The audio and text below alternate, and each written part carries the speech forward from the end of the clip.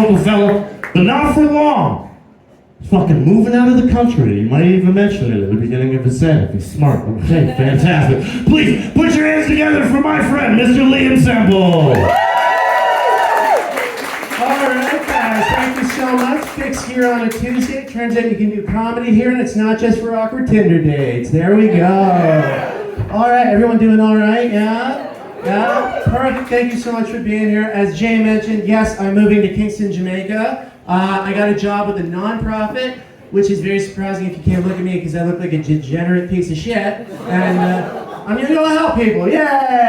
There you go. Fuck yeah! Alright, people though have actually asked me though, Liam, are you worried about having to deal with the Jamaican healthcare system? And I said, I've dealt with the Canadian healthcare system. I think I'll be fine. And this is my, the only time I've really ever had to deal with it. So have any of you guys ever heard of the disease dysentery? Yes. Yes? You know what it is? Yeah, it's one of those diseases where basically you poop yourself a lot and it's diarrhea. It's one of those diseases you see online. It's like a UNICEF ad and they're just like, for 25 cents a day, this sad Ethiopian child can stop shitting themselves. And then you go skip ad and you watch your YouTube video anyway because you don't give a shit, right? It's one of those. Anyway, it's one of those things in the first world that you're like, I'll never have to deal with that. But then when it happens to you, it's fucking terrifying, okay? I had the worst case of the runt and it did not go away. Worst part was, I was heading back to London, my hometown, and I don't know if you guys have ever tried to not shit while like driving a car. I only own a motorcycle. So it's very fucking difficult, okay? And like I gotta take the back roads and it was a little chilly out. So this 2-hour ride all the way back to London, Ontario turned into a 2-hour glute workout because I was just trying to hold everything in, you know? The worst part was I had to stop in Tavistock on the way because I still had to shit, right? And I destroyed the Tim Hortons bathroom, right? Just ruined it. I actually kind of felt bad for the 16-year-old who went, like had to clean it up after me, you know? And like they definitely recognized me because on the way back, they were like, the pooper's back. Watch out for that asshole. That guy's got problems. I don't know what the hell's wrong with him. He needs to get that taken care of. Anyway, drive back to London, get to my mommy's house, and I roll up to the door and she's like, what the fuck is wrong with you? I was like, I think I've shat like 20 times today. Like my asshole's a little chafed. She's like, we gotta go deal with that. And I'm like, it's gotta be the smartest thing you've said to me in 25 fucking years. Let's go. So my mommy took me to the hospital and we get there and like there's a couple things you have to understand with dysentery in the Canadian healthcare system. First off, when you go and see that grumpy nurse up at the front of the ER and tell them you have dysentery, they tend not to believe you and they bump you to the bottom of the list because nobody in Canada has that, okay? The other thing is that you have to do stool samples. Now ladies, I'm sure you can attest to this, men sometimes have a hard time peeing accurately with the seat up on a large toilet, right? Now imagine, you're not looking, and you're shitting into a pill bottle though, yay big. It's fucking difficult, right? I had to do 2 of these too, and luckily I brought gloves the second time. I didn't have to smell like shame afterwards, it was beautiful. Anyway, I'm sitting there in the ER and, you know, I've got a vial of my own shit next to me. There's no way to play that off and look cool, right? You know, it's not a good look, right? And the doctor comes out to me, he's like, okay, we gotta run some tests on this thing. So I was like, guys, I have a political science degree. I know something's wrong with this. What the fuck do you need to do tests for? Let's get this shit dealt with, okay? Like, haul ass. Anyway, they get some IV in me, everything starts going well. I'm starting to feel a little better. It was also time for me to like, get kicked out, you know, because like it's like 3 a.m. They finally found the old ladies who fell in the bathtub earlier and they need to get their hips replaced, you know, so they need the bed basically. Anyway, I go home and you know, I came back to Guelph on the motorcycle, Tavistock bathroom, we went over that.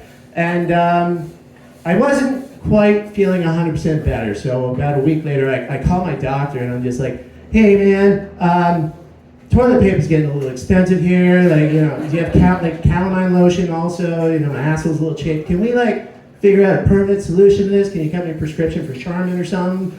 And he's like, no, we don't do that. They get a little upset when we do that. I'm like, okay, then what the fuck are we gonna do here? Like, you know, come on. He's like, don't worry, Liam. We're gonna get you booked in. We're gonna go do a scope. And I was like, dude, I don't play Call of Duty. How the fuck's that gonna help me? He's like, no, don't worry about it. It's not gonna be that bad. Come on in. Here's my problem. I didn't do any fucking research about what a scope would entail.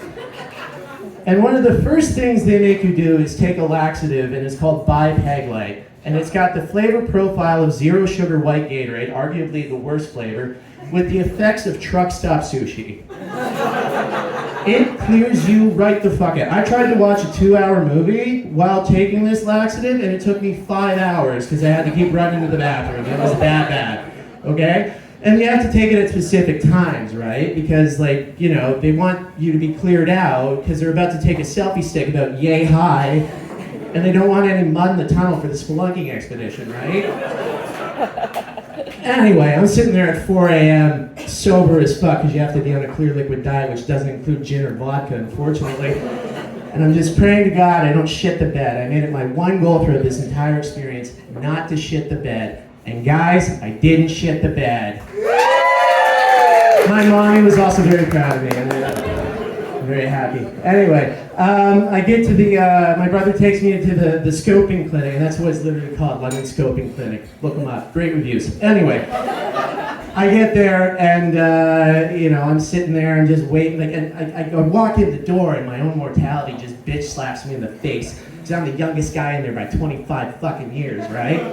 You know, and like I'm sitting there, I'm hating my life, and I'm like, okay, what else is gonna happen? And then I saw this 90-something-year-old lady just walk in, and I was like, wow, that's amazing. I know what that laxative did to me. I'm surprised you had bones left. Like, Jesus Christ, she didn't even have a walker. I was impressed, you know? Like, fuck, my mom can't even walk straight, you know? And anyway, so the nurse comes in, and she goes, Liam, it's your time. And I go, fuck, okay. And she takes me into this room, and it's just a bed and like a 4K 32-inch TV, because they gotta see my asshole in high def, right?